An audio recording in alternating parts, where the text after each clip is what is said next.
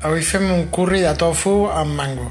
I a part d'aquests dos ingredients necessitarem llet de coco, all, ginger, ceba vermella, llavors de comí, una miqueta de pebre de cayena, una culleradeta de garam masala i una culleradeta de canyella en pols.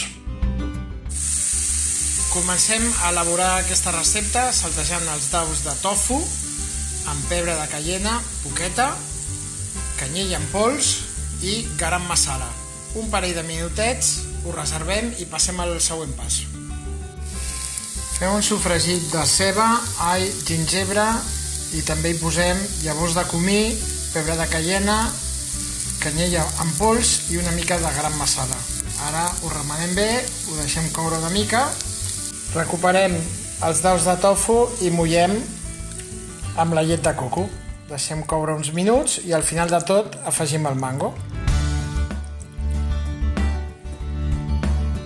Ja ho tenim, hi hem afegit el mango, li hem donat unes voltes, una cocció d'un parell de minuts i ara ho servirem.